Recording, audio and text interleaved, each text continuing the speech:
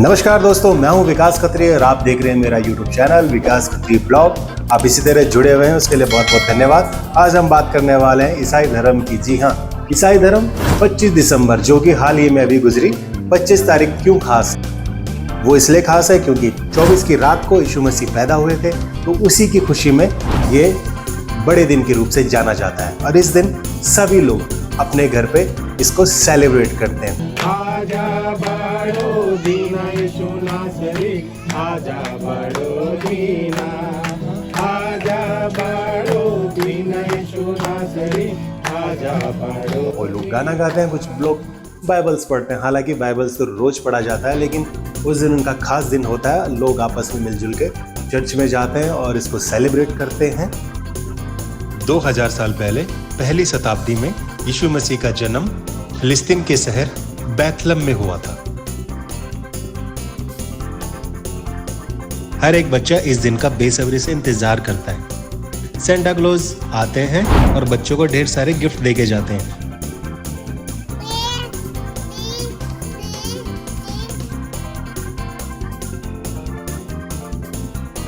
Happy new year.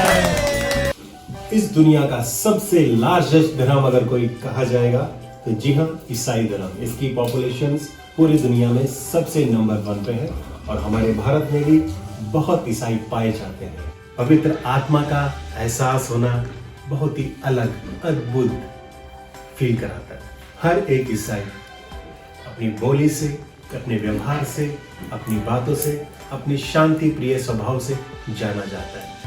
मुझको तू मिल जा राजा, गम में हो जाऊं, दिल के सिंहासन में बस जा, सामत से भर जाऊं, तू छू ले मेरा यीशु, तू छू ले मेरा यीशु। तो प्रभु ने निश्चित किया और अपने पिता की आज्ञा का पालन करते हुए उन्होंने इस धरा पर, इस धरती पर जन्म लिया। और किस लिए जन्म लिया? ताकि जो पापी हैं उनको मोक्ष की प्राप्ति हो, ताकि जो भटके हुए हैं उनको एक नया रास्ता मिले, ताकि वो हैं कि जिन्हें अनंत जीवन तक जाने का मौका मिले। इसलिए धन्यवाद करते हैं आज के इस सुंदर दिन के लिए, जब हम लोग पूरे वर्ल्ड में क्रिसमस डे मनाया जा रहा है। खुशियों का त्योहार है और प्रभु के आगमन की हम खुशियां मना रहे हैं। और खुशियां इसलिए मना रहे हैं कि हमारा जीवन परिवर्तित हो जाए, हमारा जीवन पाप कर्मों से दूर हो जाए, हमारा जीवन दुनिया में घुल करके न रह जाए। क्योंकि हम दुनिया के मेरे तेरे के चक्कर में फंस करके उस परमपिता परमेश्वर के विधान को भूल जाते हैं। क्योंकि हमने इस दुनिया में आए हैं तो एक दिन सब ने जाना है, चाहे कोई भी हो, वो सब इस दुनिया से रुखसत हो करके जाएगा। लेकिन जाएगा कहाँ? क्वेश्चन ये है, प्रश्न ये है कि जाएगा कहाँ?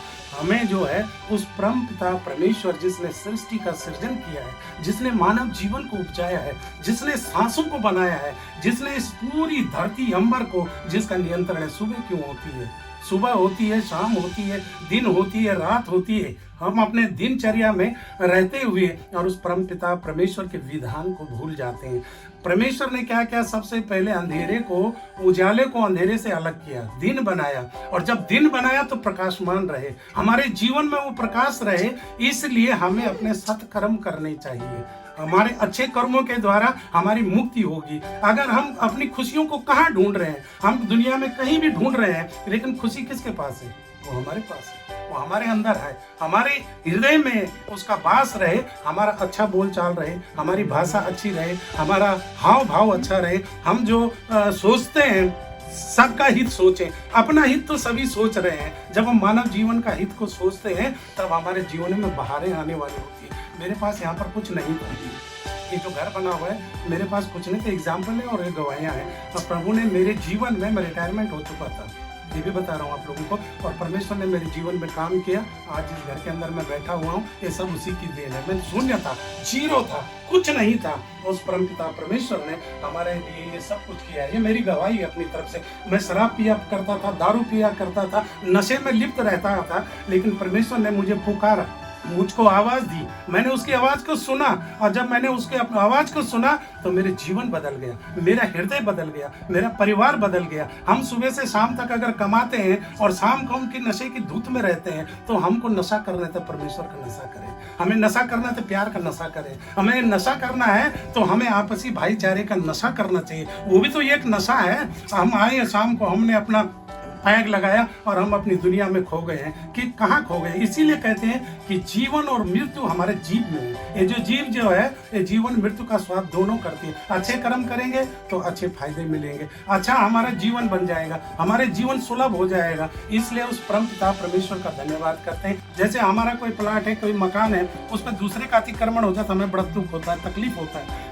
लेकिन हमारी जो जिंदगी है, ये किसकी जिंदगी है? ये हमारी अपनी जिंदगी नहीं है, ये उस परम पिता परमेश्वर की दी हुई जिंदगी है। तो इस जिंदगी को हमारा कैसे जीवन होना चाहिए? हमारा जीवन में व्यवहार से झलकना चाहिए कि भाई हम अच्छे हैं, अपने लिए सब मांगते हैं, दुनिया के लिए मांगो, पूरी दुनिया सुखी रहे, पूरी दुनिया का कल्याण हो जाए, हर एक जीवन पर वो परम पिता परमेश्वर उस बरकतों की बारिश को करे, सबके धन के भंडारों पर आशीष करे, सबके जीवन सुलभ हो, सब सरल हो जाए। इसके लिए हम प्रभु यीशु से प्रार्थना करते हैं, क्योंकि वो मुक्तिदाता है और सब जो है उसको मुक्ति का विधान उसी के पास है, क्योंकि सत्य मार्ग, सत्य और जीवन सिर्फ और सिर्फ वही है। लेकिन जिसने उसको पहचान लिया, वो उसने उसके रास्ते को खोज लिया। जिसने उसका इनकार किया वो दुखों में रहेगा, पीड़ा में रहेगा, किसी उसमें रहेगा। लेकिन हम नहीं चाहते, हम प्रार्थना के द्वारा चाहते हैं कि सब लोगों के जीवन बदल जाए। इसलिए धन्यवाद परम पिता परमेश्वर का।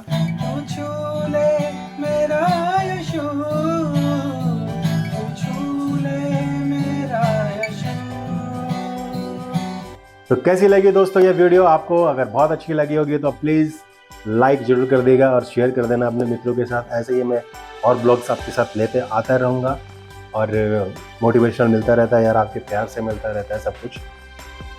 आपने क्या सीखा इस वीडियो से, आपको क्या नॉलेज, आपको कितना पता था इस बारे में, कितना नहीं पता था, वो भी आप कमेंट्स के माध्यम से बता सकते हैं।